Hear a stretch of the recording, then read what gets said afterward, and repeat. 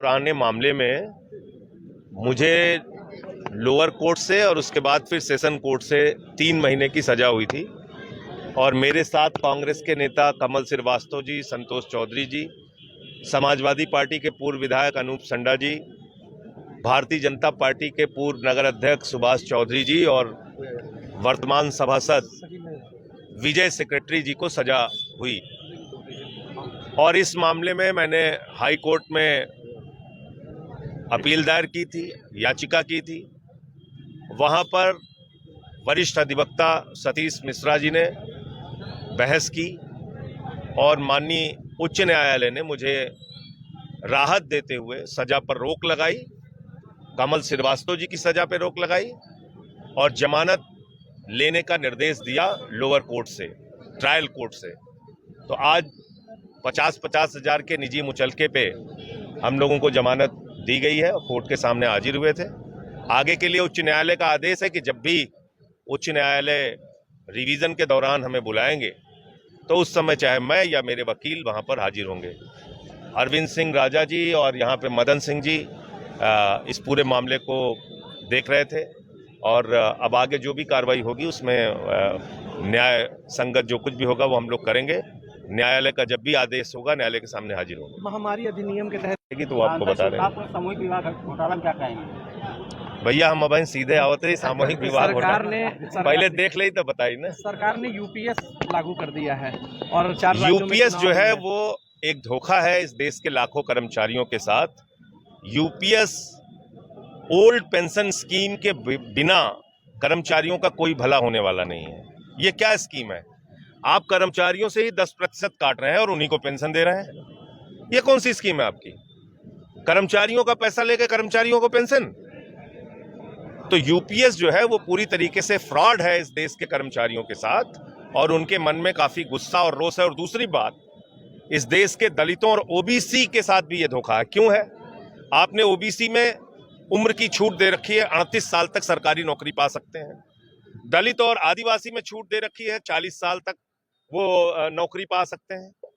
तो 25 साल पेंशन पाने का जो क्राइटेरिया है नौकरी करने का, इससे ओबीसी भी वंचित हो जाएगा और दलित भी वंचित हो जाएगा और आदिवासी भी।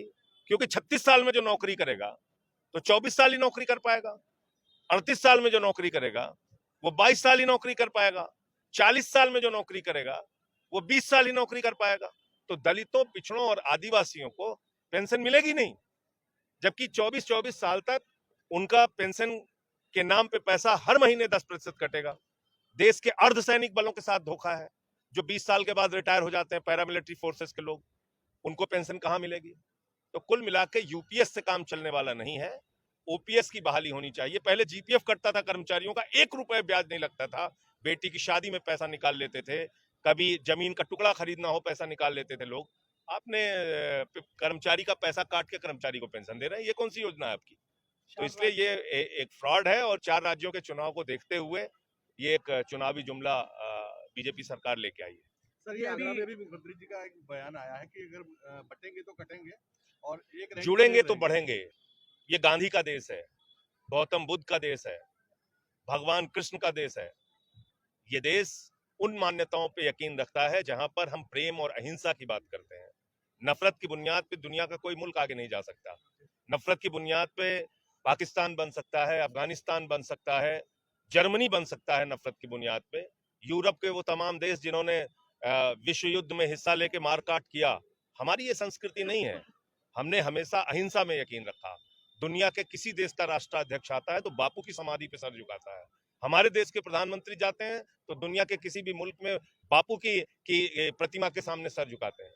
तो आप कैसे ये बात कह सकते हैं बटेंगे कटेंगे? सर, वही कंगना रनौत जी का बयान आया है कि किसान आंदोलन के दौरान कंगना रनौत एक बददिमाग महिला है और उसको कतई संसद में नहीं पहुंचाना चाहिए था। किसानों को बलात्कारी कह रही हैं, हत्यारा कह रही हैं। बहुत ही ये अपमानजनक बात है और मैं समझता हूं कि भारतीय जनता पार्टी को इसके ऊपर एक्शन लेना चाहिए। सर, जैसा निर्विरोध चुने गए हैं, जैसा उसके निर्विरोध अध्यक्ष चुने गए हैं, तो किस नजर से? तो बाकी लोग क्या कर रहे हैं भैया? ये तो देखो, सबको पकौड़ा तलना है, उनको आईसीसी चेयरमैन बनना। भाजपा अन्य राजनीतिक दलों पर परिवारवाद का आरोप लगाती है। अभी जैसा आईसीसी के चेयरमैन हो गए रोहन जेटली, जो अरुण जेटली के बेटे हैं, वो महासचिव होने जा रहे किसी हैं। गलत फहमी में किसी को नहीं रहना चाहिए। बीजेपी